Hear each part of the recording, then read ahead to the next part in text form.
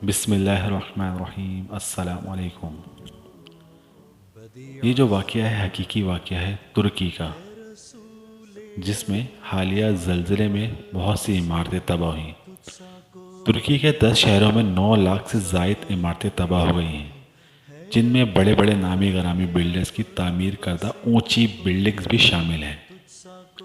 ان تمام بلڈرز کے نام ECL میں ڈال کر ان کی گرفتاری کی جا رہی ہے، اور یہ بزرگ ایدن دورسون بھی ایک بلڈر ہیں۔ ان کے تعمیر کردہ 50 رہائشی منصوبوں میں کسی ایک بلڈنگ کا گرنا تو دور کی بات، انہیں زلزلے سے نقصان تک نہیں پہنچا، جس پر ترکیہ کے سوشل میڈیا میں ان کا بڑا چرچا ہے اور لوگ انہیں خراج تحسین پیش کر رہے ہیں۔ ان کا کہنا ہے کہ پہلی بات تو اللہ پاک کی مدد ہے کہ اس نے مجھے رسوا نہیں کیا۔ دوسرا، رزق حلال کی طلب کہ میں نے ناجائز پیسہ کمانے یا راتوں رات ارب پتی بننے کے لیے کوئی تعمیراتی پروجیکٹ شروع نہیں کیا۔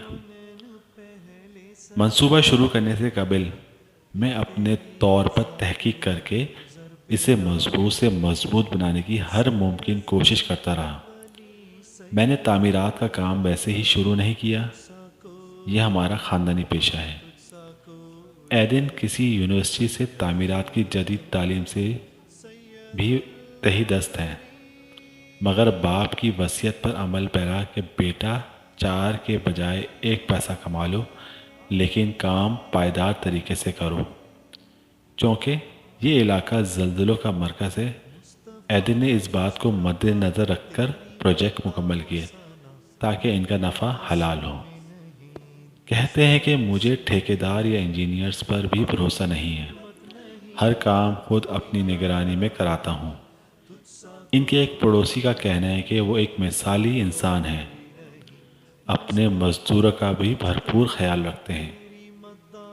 اب مال حرام کے ریاسیہ بلڈرز کی جمع پونجی بھی لٹ گئی اور اوپر سے قانون کی گرفت میں بھی آ کر رسوا ہو گئے، لیکن رزق حلال کی جستجو کی برکت سے ایک تو ایدن کا سرمایہ محفوظ رہا، دوسرا وہ قوم کے ہیرو بن گئے۔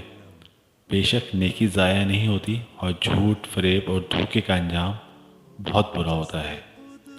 اللہ پاک ہمیں بھی رزق حلال کمانے کی توفیق عطا فرمائے اور اس میں برکت عطا فرمائے۔